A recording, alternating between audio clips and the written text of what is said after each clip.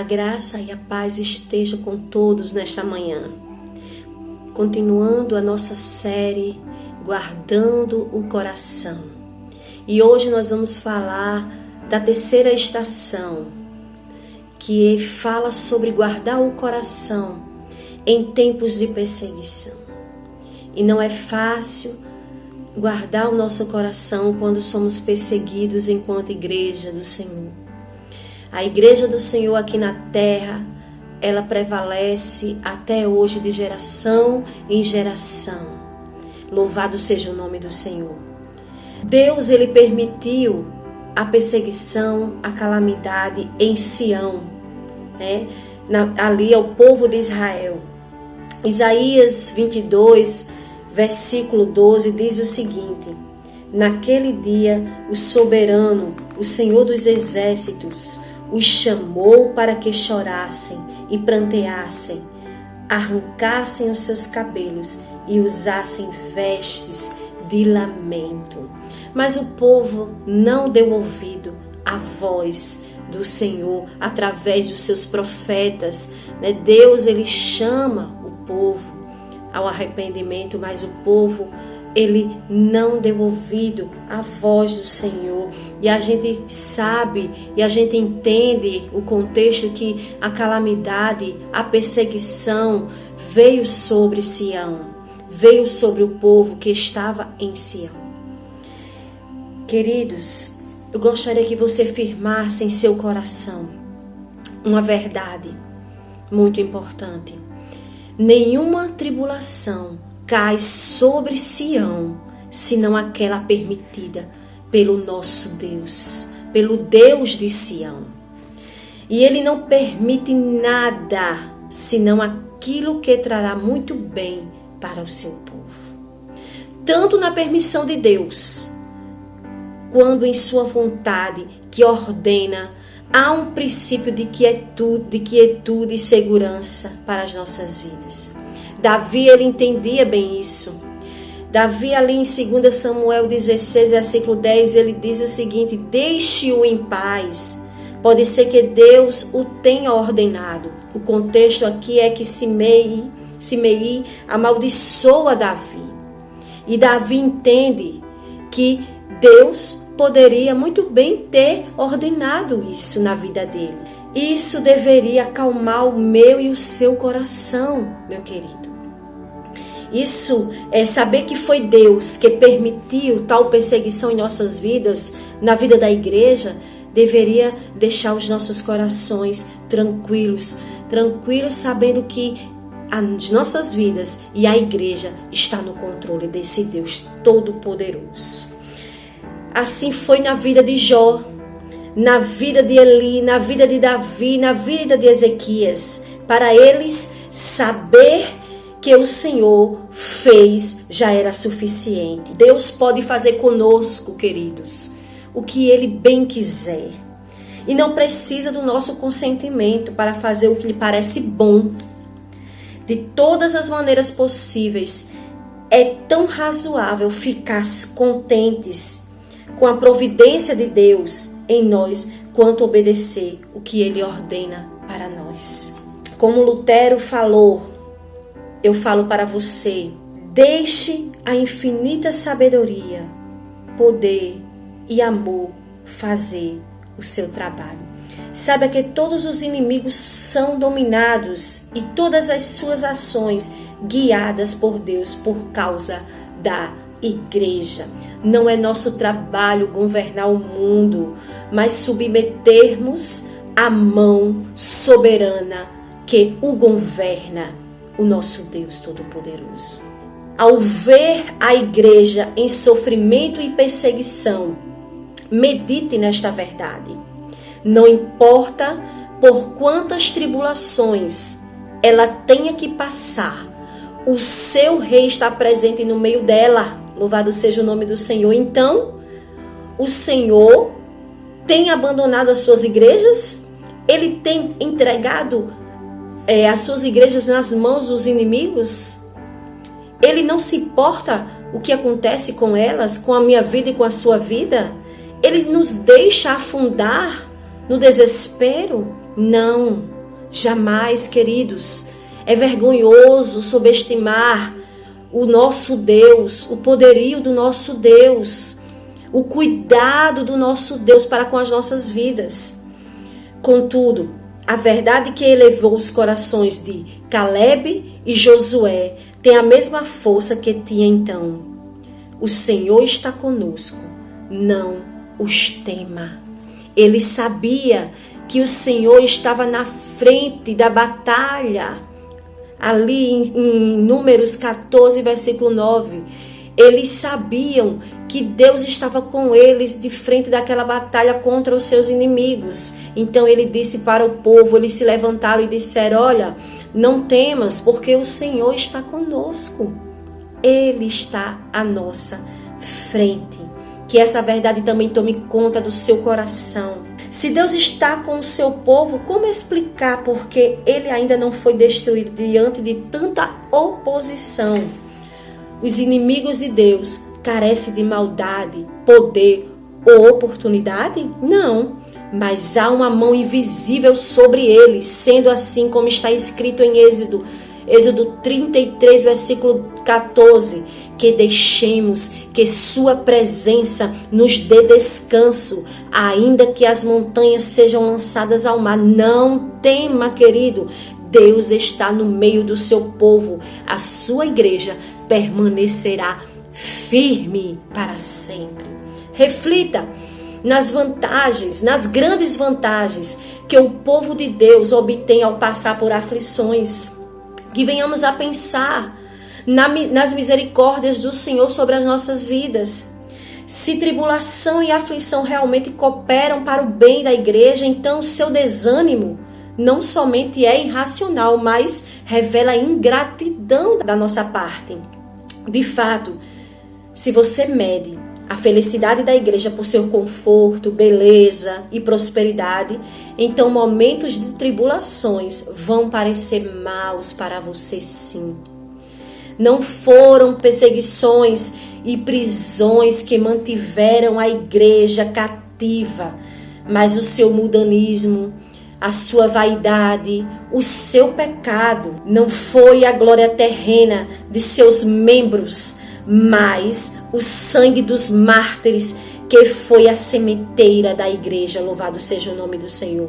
O poder da impiedade nunca cresceu e frutificou melhor do que na aflição, e nunca ela desceu a níveis tão baixos do que em tempos de maior prosperidade. Queridos, quando estamos em perseguição, quando estamos sendo perseguidos por amor a Cristo, a nossa fé ela tende a aumentar.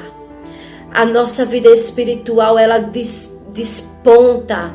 Nós nos aproximamos mais de Deus. O céu parece que vem sobre nós, sobre as nossas vidas. E é isso que o Senhor ele quer de nós, do nosso coração. O que poderia ser melhor do que conhecermos o nosso coração, sermos ensinados a orar mais fervorosamente e espiritualmente, buscarmos e ansiarmos pelo descanso mais ardentemente do nosso Deus. Não permita que você deixe de valorizar tantas preciosas misericórdias que o povo de Deus experimenta no meio de todas as suas tribulações.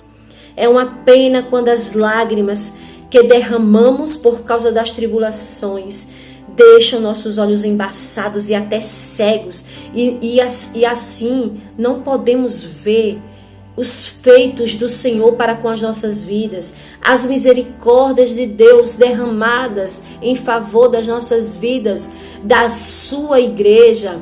E eu não estou falando de bênçãos materiais, eu não estou falando de conforto, não, material, terreno. O que eu estou falando é das bênçãos espirituais, da salvação das nossas vidas, do perdão pelos nossos pecados que não merecíamos.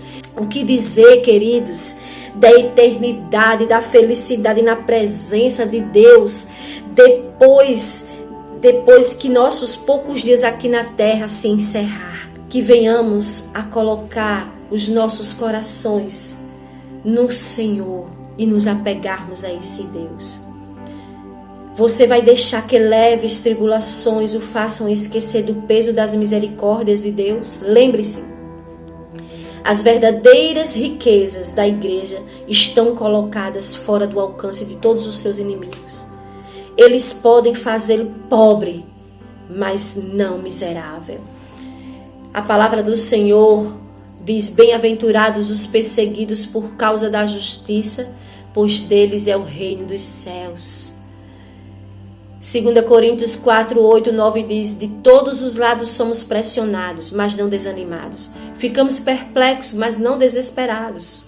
Somos perseguidos, mas não abandonados. Abatidos, mas não destruídos. Louvado seja o nome do Senhor por isso, porque o nosso Deus está conosco.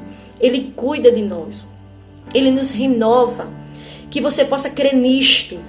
Que não importa o quão profundo a igreja seja mergulhada nas águas da adversidade, no contexto ao qual nós estamos, ou que está por vir, não importa.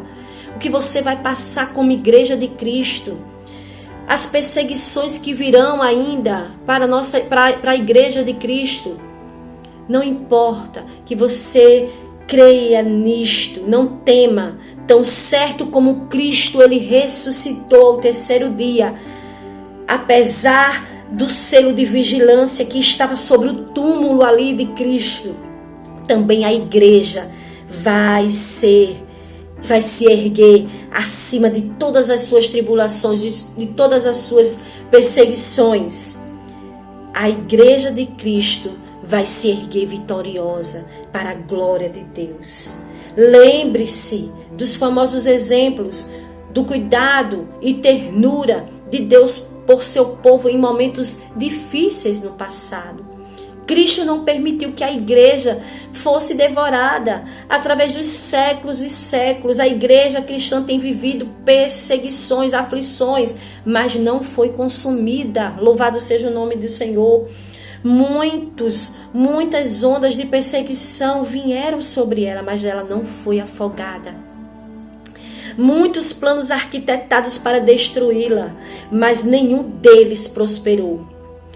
Esta não é a primeira vez que um Herodes estendeu a sua mão para exterminá-lo. Não, o povo de Deus continua sendo preservado, sustentado e liberto de todas as suas tribulações.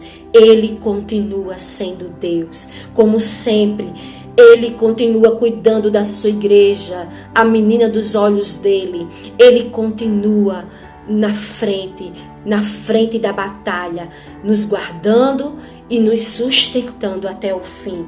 Encontre consolo em sua própria tribulação. Se você não entende a tribulação da igreja, olhe para a sua própria tribulação. Encontre o consolo ali na sua própria tribulação e veja o quanto Deus tem lhe sustentado, tem lhe guardado, tem livrado você das aflições, tem lhe levantado quando você cai. Preste atenção no cuidado do Senhor para com a sua vida, na misericórdia de Deus para com a sua vida. Da mesma forma que Ele cuida da minha vida, nas minhas aflições, nas minhas perseguições pessoais, nos meus momentos de tristezas, Ele cuida da sua igreja com todo cuidado, porque a igreja de Cristo, ela permanecerá de pé para a glória de Deus. E eu gostaria de encerrar com aquele texto lá em 1 Pedro 4, a partir do versículo 12, que diz: Amados, não se surpreendam com o fogo que surge entre vocês para prová-los, como se algo estranho estivesse acontecendo. Mas lembre-se, à medida que participam dos sofrimentos de Cristo, para que também, quando a sua glória for revelada, vocês exultem com grande alegria. Se vocês são insultados por causa do nome de Cristo, felizes são vocês, pois o Espírito da glória, o Espírito de Deus, repousa sobre vocês. Se algum de vocês sofre, que não seja como assassino, ladrão, criminoso ou como quem se intromete em negócios alheios. Contudo, se sofre como cristão, não se envergonhe, mas glorifique a Deus por meio desse nome. Louvado seja o nome do Senhor. A igreja de Cristo continua de pé, continua erguida para a glória do seu nome. Não desanime, querido, não desista. Vamos continuar avante, seguindo para o alvo que é Cristo Jesus. Vamos orar neste momento. Senhor Deus e Pai, queremos te pedir, Senhor, neste momento, ó Pai, que Tu venha, Deus, estar, Senhor, nos fortalecendo, ó Pai. Ó Deus, que mesmo que como igreja de Cristo venhamos a passar por perseguições, por tribulações, por aflições, mas que venhamos a permanecer de pé, firmes, olhando para Ti, que nos sustenta, nos guarda, que está conosco, que é um Deus soberano, um Deus que a todo momento, de geração em geração, tem cuidado das nossas vidas. Obrigada, Senhor, pelo Teu cuidado.